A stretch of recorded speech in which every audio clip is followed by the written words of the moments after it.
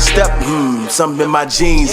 FOI, you know that's the team, huh? Peace. This is your brother Aidan X, and welcome to the processing class.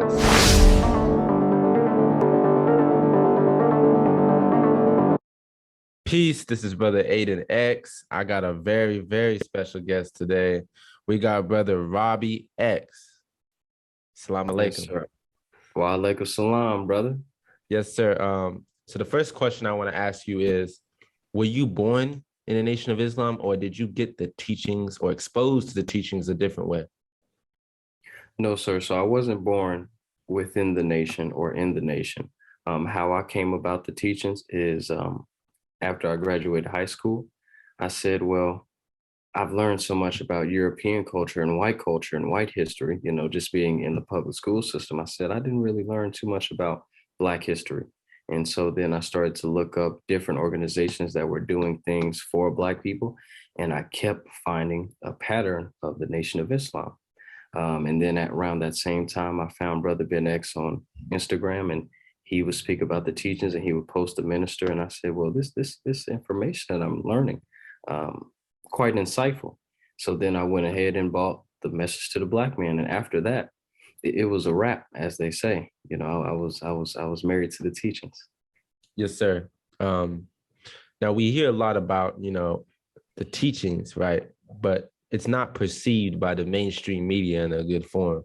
Did the Nation of Islam teach you to hate white people? That's the first question. Now the next question. Absolutely not. You know, just to answer it straight and simple. Didn't teach me to hate anybody. It taught me more love than anything else, to be honest with you. Yes, sir. And when you heard, you know, we hear the teachings, but what sticks out to most people, and it scares Black people more than white people, is when they say the white man is the devil. Now, when you first heard that, what was your reaction and what was your response to that? And why were you still interested in the teachings?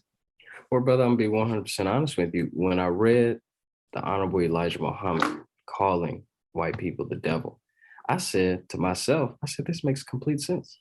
Because when I look historically what they've done, this is something that a devil would do.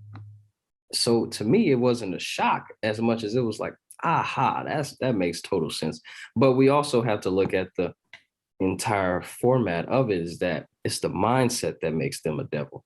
And we too can be devils as well if we go about doing the same thing that the Caucasian has done. So it's a deeper teaching than just the simple face value of white people are a devil. It's much deeper than that. But yeah, when I first heard it, it made sense to me, to be honest with you. Yes, sir. And how old are you for the audience? 22 years young. Yes, sir. And most people like hearing that 22. They say, why join the Nation of Islam at such a young age? Because they see the discipline. They see you with the tie, the white shirt. They see the brothers drilling. They see the restrictive laws of Islam. So why join the Nation of Islam so young? Why join something that's so disciplined at such a young age, when we know we're young men? We want to get with the girls. We want to lay with a new girl every night. We want to, drink, waste it. We want to, you know what I'm saying? So why join at such a young age to where you got the bow tie and, you're a God-fearing man? So why join the Nation of Islam at such a young age?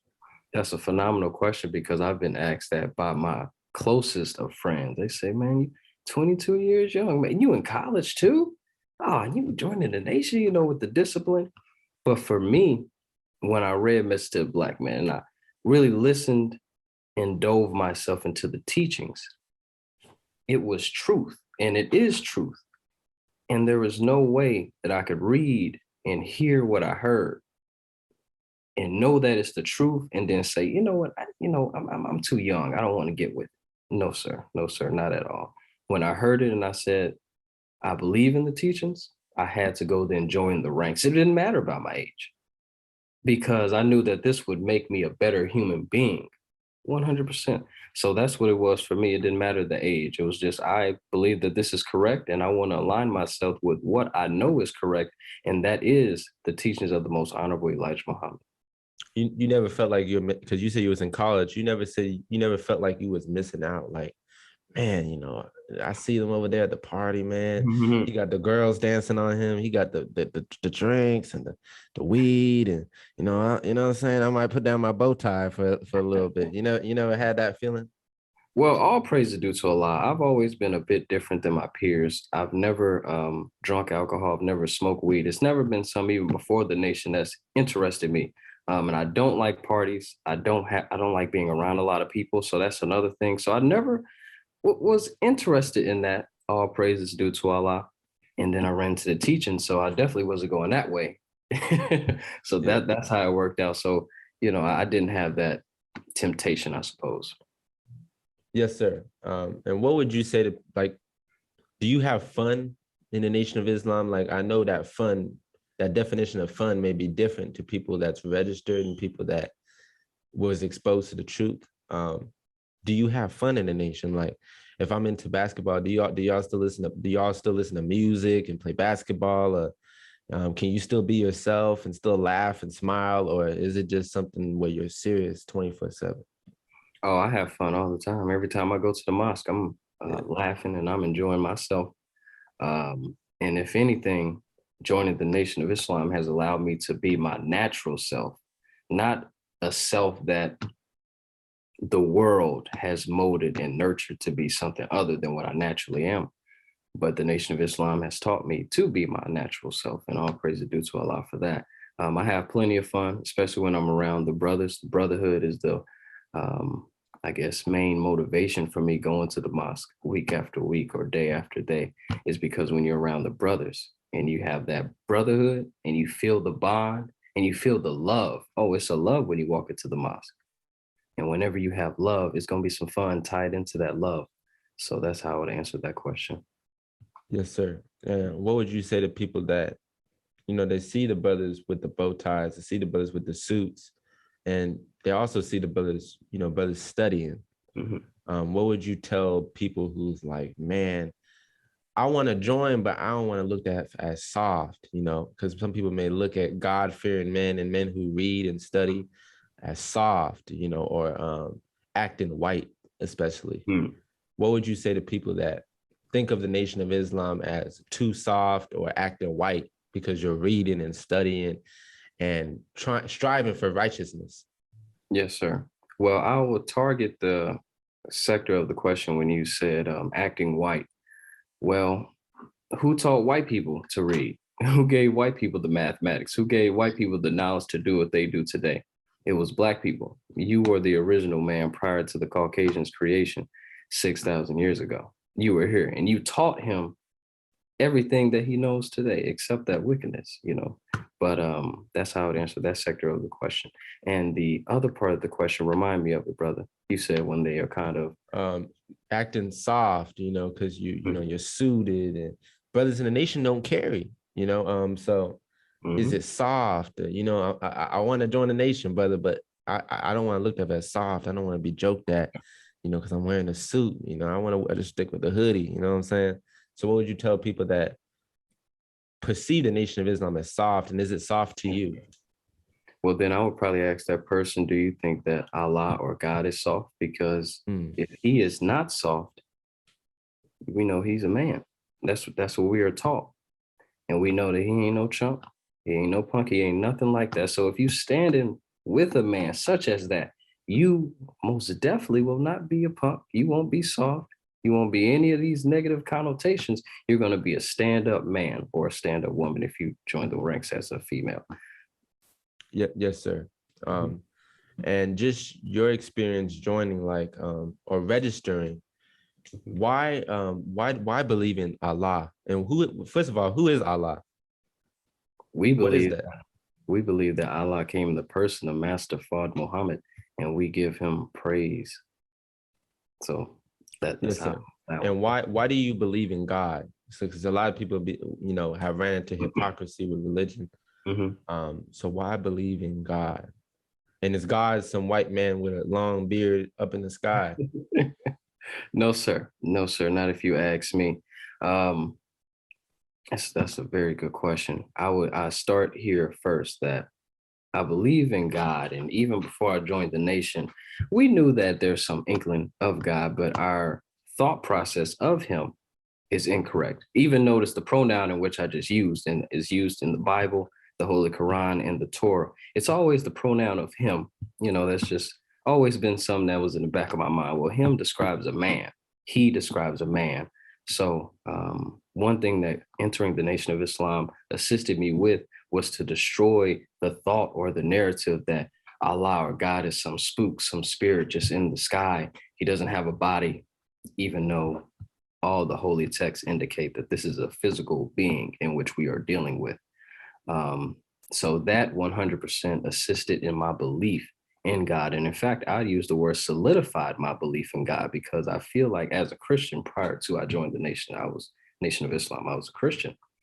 And I had a love for God, but not a solidified love, if I were to give my take on it looking back now. But when I joined the Nation of Islam and learned of who is Master Fard Muhammad and why he came to North America, that solidified my belief in Allah. And there's no doubt in my mind that there is a God. And not only is there a God, but God came in the person of Master Fard Muhammad. He came as a man to assist and intervene in our affairs here in the wilderness of North America. Yes, sir. And you just said you was a Christian prior to that. Why leave Christianity? You wasn't scared of giving up Jesus or entering into something that's dangerous, because Islam has a dangerous, kind of, image. So why did Christianity not do for you what the Nation of Islam has perceived to do for you? Well, I don't want to deter any of our Christian brothers and sisters, but it just removes spookism. Because if mathematics is Islam, and Islam is mathematics, it could be proven in no limit of time. If you have a teaching that cannot be proven scientifically, then we probably need to look at that teaching as maybe a little bit illegitimate. But when you come to the Nation of Islam, everything that we teach can be proven in no limit of time, because it is fact. When you can prove something, it's a fact. And when it comes to Christianity, it was a lot of spookism, the heaven and hell thing. Never really, I couldn't wrap my head around it quite. And that's one thing we don't believe in. Of course, God being a spirit is something that's popularly believed in the Christian faith and in the Orthodox Muslim faith. But that's something that we dispel in the Nation of Islam. And there's other factors to it. So that's how I would go about answering that question, brother. Yes, sir. And why follow restrictive laws? Why can't I just do my own thing? And just for you personally, we call ourselves the follower of the Honorable Minister Louis Farrakhan. Why follow another man?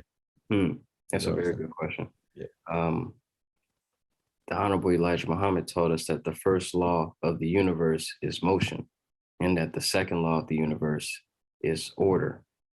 Well, whenever you're within motion, you must have order to achieve whatever goal that you have. And it's the same thing with life. We must have order. So that's why it's important to move along those restrictive laws, because freedom really isn't free. Freedom is something that must be studied. It's not something where, I'm free, I could just do whatever I want. No, that's not. You need some discipline within your life, or else you will not be as successful as you can be had you had that discipline. Yes, sir. The second part of the question, remind me of it, brother. You pretty much answered it. Okay. But I'm gonna go into that. I'm gonna ask, because people may be seeing this and they say, what has the Nation of Islam done for Black people?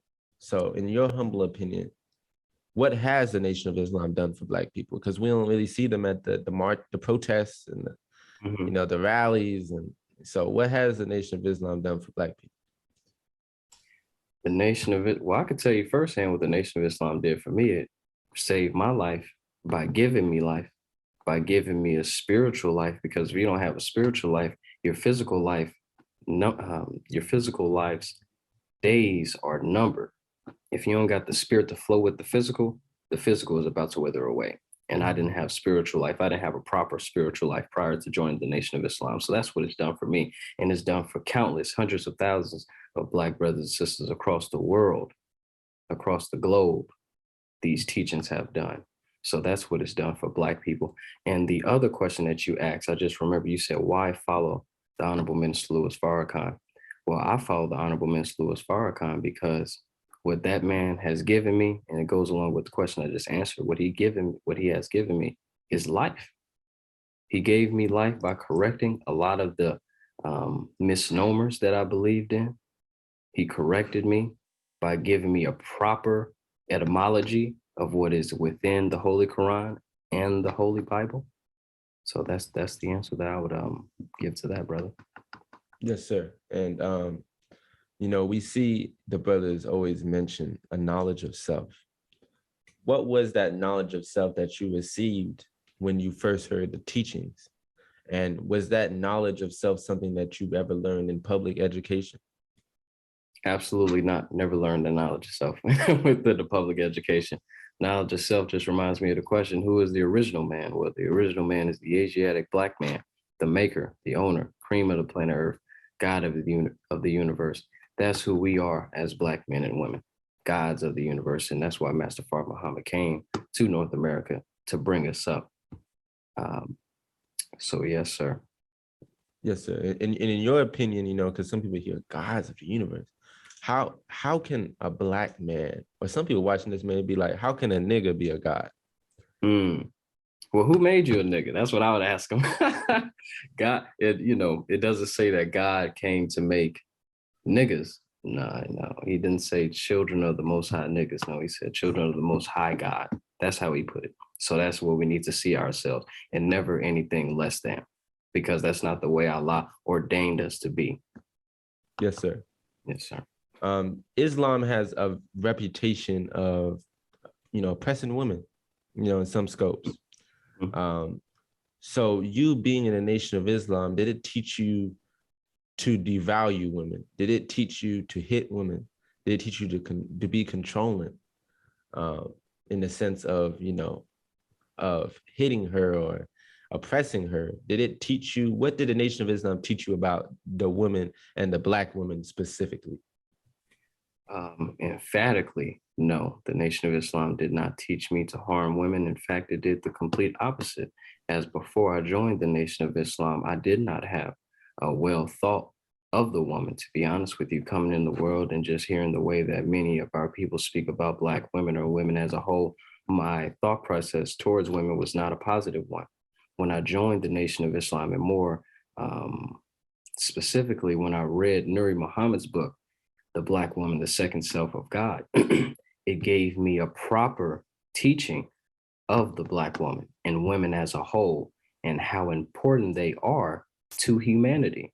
Honorable Elijah Muhammad said that when you teach, brother, remind me of the quote too. When you teach a man, you teach an individual, but when you teach a woman, you're teaching a nation. That's a heavy quote.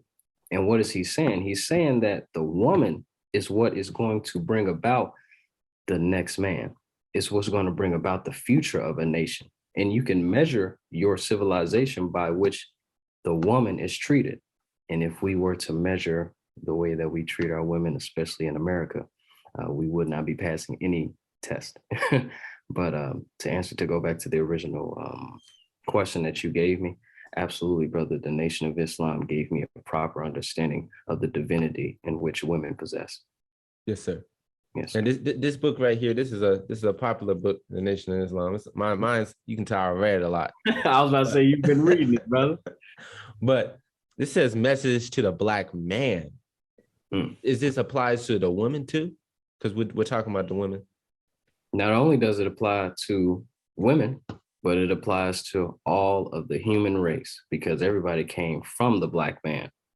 So if this is a message to the black man, it's not just talking about the black man as in me and you, but it's talking about everybody who came from the black man, which is the black woman and all other races. Yes, sir. Does the Nation of Islam, in your opinion, hate Jews? Emphatically, no. No, sir. It don't want to kill Jews? No, sir. We love our brothers and sisters, but whenever falsehood is perpetrated and taught, we must dissemble that falsehood with truth, not violence, but with truth. Yes, sir. Yes, sir. We see a lot of violence in our community. We see a lot of our black men, like just going back to the women, abusing women, even pimping women. having multiple sexual encounters with women and playing with their feelings. We see men selling drugs. So we have a lot of negativity, we could say, in our community. So what would you say is the solution to that? Knowledge of self. Because when you learn about yourself and you learn about the divinity, not only of yourself, but as the woman, you will not treat yourself in any unrighteous way. You won't damage your body. You won't go about smoking or drinking or anything that wouldn't positively affect your body. And then you won't do it to your woman. You won't treat her any kind of way, because you know that really this isn't even my woman. This is God's woman. He just allowed me to have her in my life, which is a blessing. And you don't treat blessings nor gifts any type of way. You treat them just as you would treat a diamond somebody gave you or a piece of gold. You're not just going to throw it around. You're not going to treat it in any type of derogatory way. And once you understand the knowledge of self, then you begin that love for self. And then you begin to do for self. All of that is intertwined. Yes, sir. And why stop smoking and drinking or fornicating? Why stop that? Isn't it just having plain old fun? No, sir. No, sir. We know that sometimes we have a little bit too much fun, that bad circumstances can come from it. It always, even if you think about, a lot of times you heard the term gateway drug. Where did they get that term from? It's because a lot of those people who end up going on those heavier drugs, they started out with a little bit of alcohol. They just smoked a little bit of weed. It wasn't all that. And then they went down a dark road. And usually people do that because they're trying to cover something innate within themselves. They're trying to cover up the healing because they've been scarred by something that happened in their childhood or earlier in their life. So then they feel like they have to go about and intoxicate themselves or undergo any type of drug use. Yes, sir. Mm-hmm. We see the brothers, they promote in the Nation of Islam, the FOI and MGT, and the minister.